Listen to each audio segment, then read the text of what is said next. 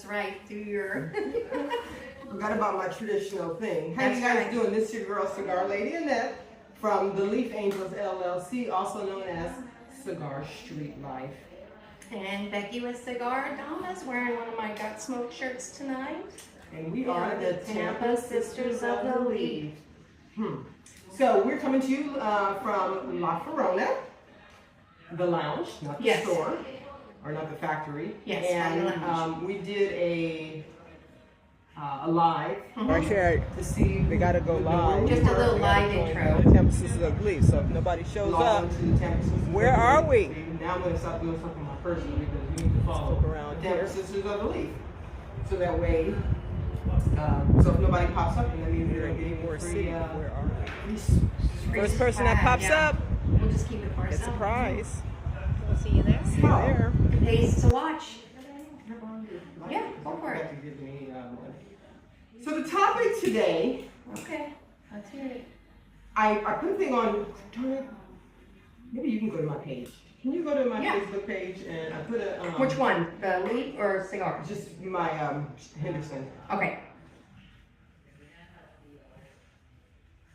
So I put up a question on Facebook because we had so many things going on, but I'm gonna tell you real quick. One of the shoot, I forgot the.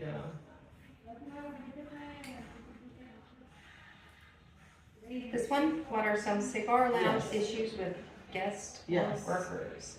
So Let's just pull one out of the hat. Yeah, Which one do you think? You pick, because you always do the topic. okay, you know, so a good one. Actually, read his whole. You don't have to say who he is, but read his, not the whole. I don't have my reading Let me see what it says. So So one of the guys said the owner's overly nitpicking unless it's obviously intentional. An ash dropped on the floor, does not merit immediate attention or cleaning. Guests spreading out as if it's their own personal space, their own personal room. Oh, so like basically lounging, like just taking up a bunch of space. Kind of like what I do, I take up 2 seats. But no, that's not what he meant though. Let's see, your personal living room and amplified conversations. Over amplified conversations. Yes, which has been a huge topic multiple times here because we experienced that. Oh my God. Yeah, people on speakerphone or listening to movies or music or something. Yeah. And let's see, Cigar Lounge should be a place of relaxation, absolutely. Okay, this is what I was going to tell you since he said that. So one of the lounges I was at the other day, last week, should I say, was playing with the karaoke machine. Okay. And so one of the gentlemen kind of created his own words. And by doing so, it was a lot of effing. It was a lot of sucking. It was a lot of P-U-S-S. I was about to say, what's P-U? Okay, now that you spelled it all the way out for me now, I know. I know I could have probably, said so the word. Explicit. It was very explicit language. And I'm thinking, I'm looking around. It was a lot of ladies or whatever. So I went up and I snatched the mic and I said, well, you're done. And I told him, I said, turn off the karaoke machine. I was like, this is ridiculous. And so everybody laughed or whatever. And then the other day I was in there and I guess they were discussing it. And I was like, you're talking about me? And they were like, yeah, we were talking about, when you took the karaoke, when you shut off the karaoke machine. I was like, oh, okay. And I see you mean when you were doing, some inappropriate language in a cigar lounge where people go to relax. And one of the guys goes, well, we're all grown. We are grown, which is why we need to know the time and place for everything. When you're grown, you know your audience. I was so like, back in there. I was so like, yeah, we are grown, but like, come on now. There's some things you just don't say in a cigar lounge. Yeah, because you don't know what might be offensive. I mean, me personally, all of it was offensive. It takes a lot to offend me. Yeah, no, but all of it was offensive because if we were in a backyard barbecue, Yeah. You know what I'm saying? And just, but I just felt bad for the customers that weren't involved in that whole thing. or for the business that might have been like, oh my goodness, I don't want this, especially with the ladies in here. I want the ladies to know they can come here and it's a safe zone where they're not, you know, or even, objectified. Even you know what I mean? One guy who used to work there, he said, you know, he's a serious Christian. So some guys and girls were talking some really trashy stuff one time, and he said, hey guys, this is a place of business. Can you guys, you know, keep it down? Or it's an appropriate conversation for a cigar lounge. It was bedroom talk But instead of lounge talk. It was horrible. So yeah.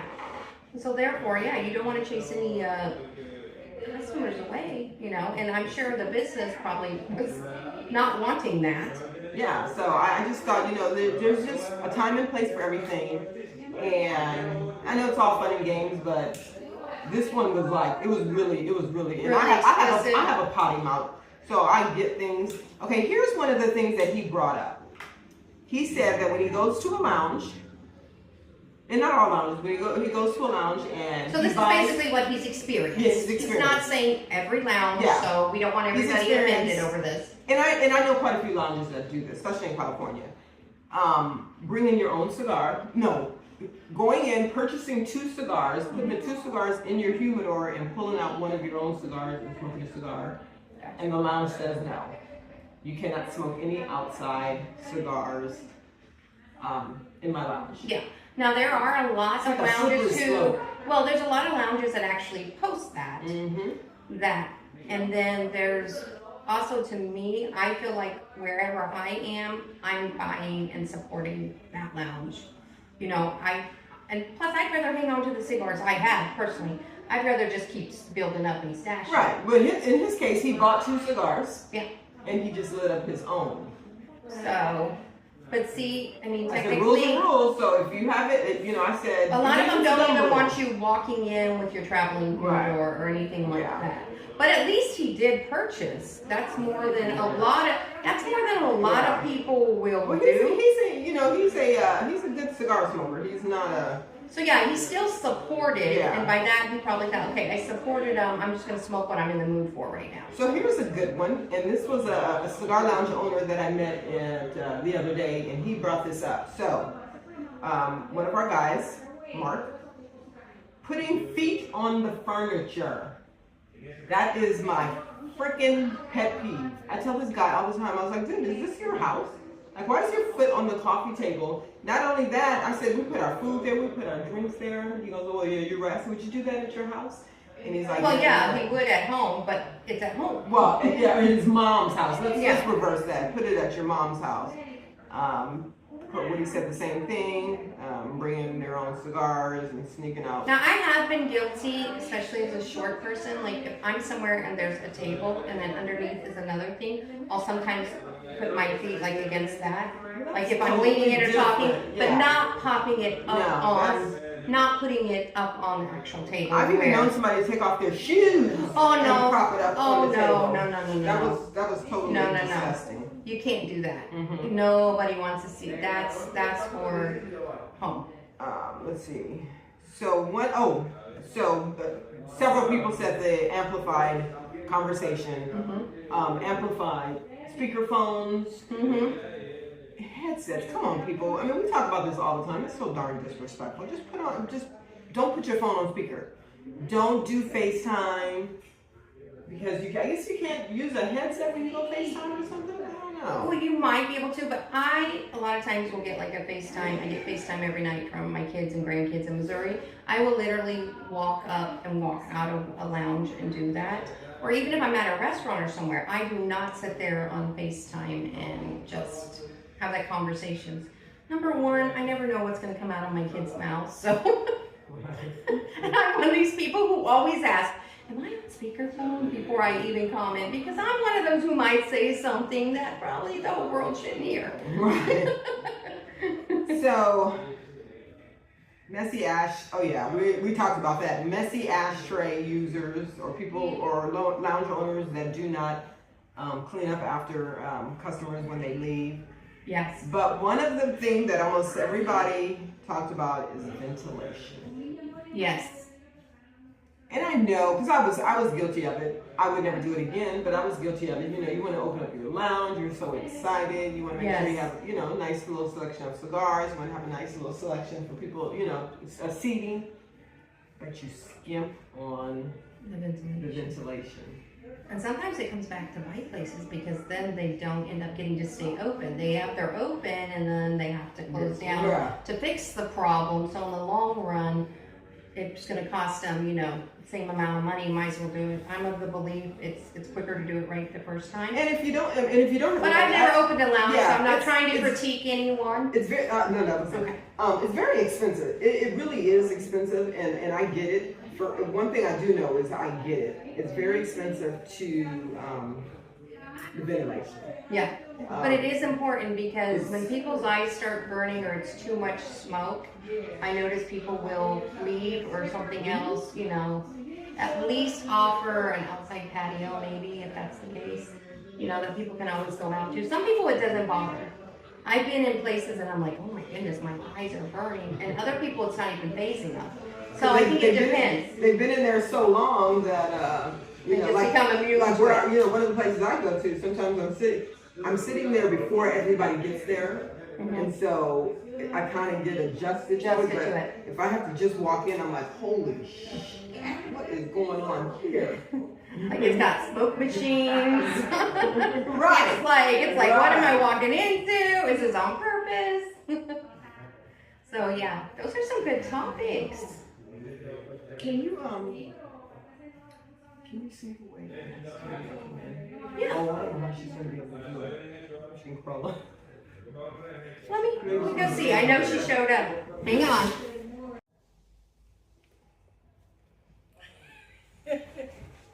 So we have a guest in the house. We have Miss Terry here from Burning Leaves Cigar.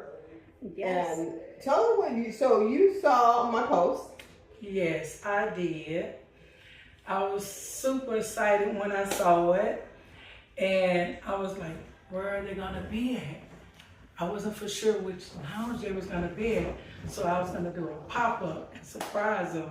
And I didn't have no clue, but hey, ta-da! You found us. You must have been on the same wavelength as us. You already know Sisters of the Leaf. That's right. And she is such a big supporter of us as we are of her.